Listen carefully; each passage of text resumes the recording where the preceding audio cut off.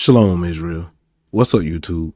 Welcome back to another episode of Real Talk with Adoniyah 720. Y'all already know how we get down. Y'all already know how we do it. We strip away the traditions of man and get straight to the raw truth of the Torah. Let's get it. Today we're tackling the topic that hits home for almost everyone. Birthdays. We see them everywhere. But have you ever stopped to ask yourself why the righteous men and women of the Tanakh never celebrated them? In fact, did you know there are only 2 mentions of birthdays in the entire scriptures? And both of them end in the funeral family. I'm not going to give you rabbinic opinions, interpretations, or none of that today. I'm not giving you traditions of any man. We are going strictly into the Torah to see how Yah views this celebration of self. We're going to expose the Egyptian origins, the warning in the house of Job, and the specific commandments that tell us not to walk in the ways of the other nations. Let's get into these records. Let's get into this real talk, family. So the first 2 of the first records, family, Genesis chapter 40, verses 20 through 22. As y'all see on the screen, it's the first mention of a birthday mentioned in the Torah. You see what I'm saying? It's a pagan king's feast. And it ended with the execution of a chief baker. So let's get to the scriptures that's on the screen, family. And it came to pass the 3rd day, which was Pharaoh's birthday, that he made a feast unto all his servants. And he lifted up the heads of the chief butler and the head of the chief baker among his servants. And he restored the chief butler back into his butlership. And he gave the cup unto Pharaoh's hand, but he hanged the chief baker as Joseph had interpreted to him. See what I'm saying, family? That's the first record. The second record is Job chapter 1, verses 4 through 5. That y'all see on the screen. Let's read. And his sons used to go and hold a feast in the house of each one's upon his day. His day is their birthday. And they would send and invite their 3 sisters to eat and to drink with them. Verse 5. And it was so, when the days of their feasting were gone about, that Job sent and sanctified them, and rose up early in the morning, and offered burnt offerings according to the number of all of them. For Job said, it may be that my sons have sinned and blasphemed Yah in their hearts. Thus did Job did continually. And it's one of the records. Let's get to the next one. Let's get to verse 18 and 19 of the first chapter of Job. Job's sons celebrated their birthday. Job feared they cursed Yah in their hearts.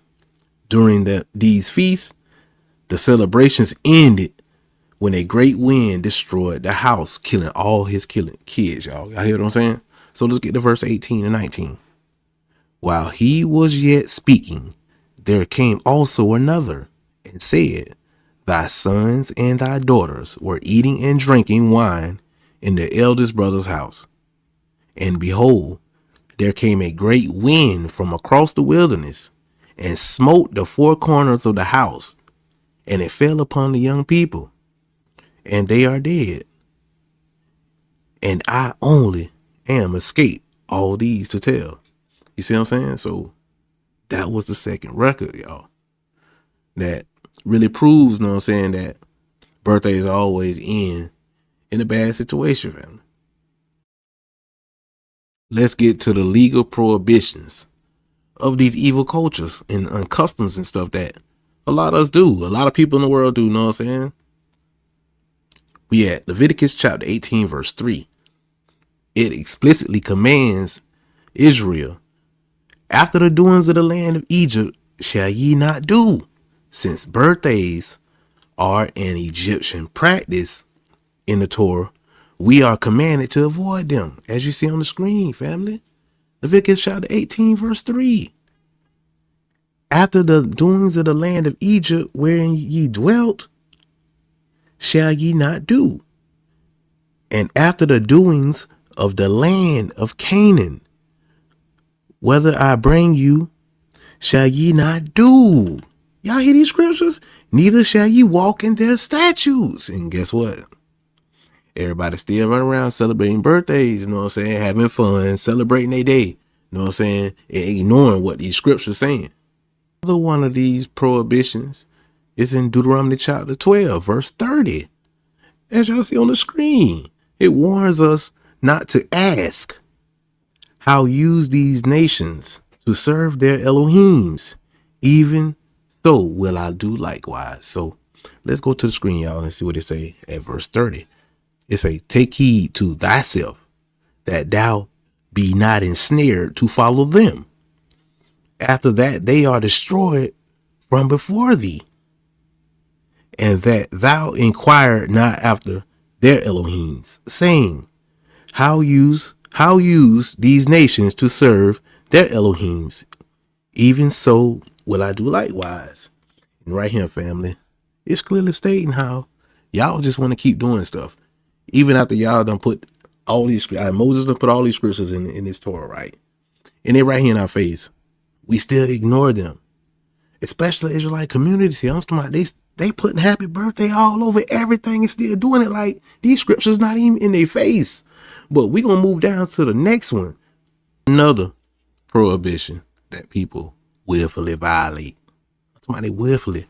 Leviticus chapter 19, verse 26, right?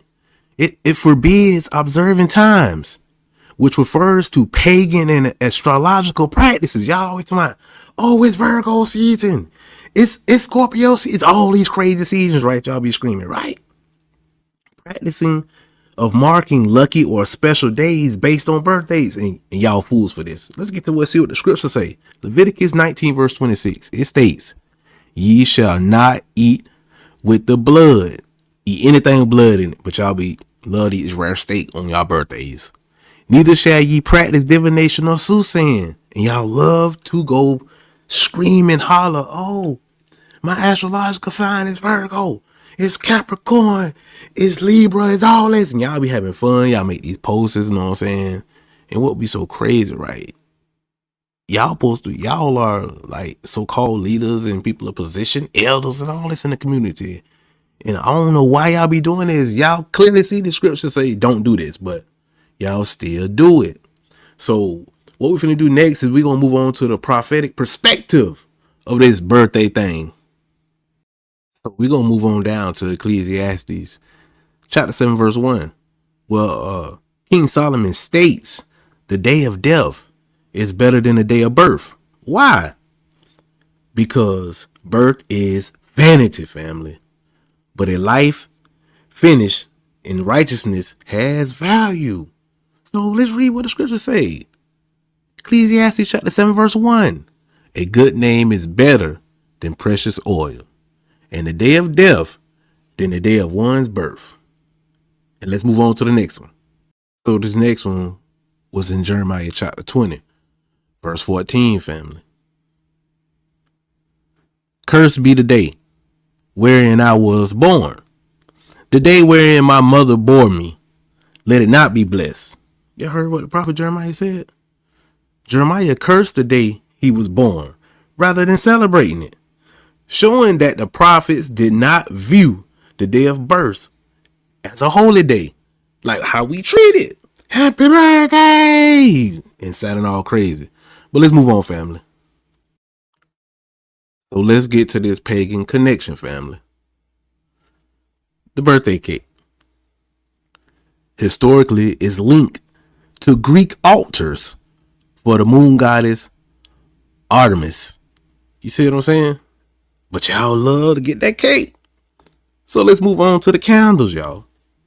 The candles represented the protective spirit at birth.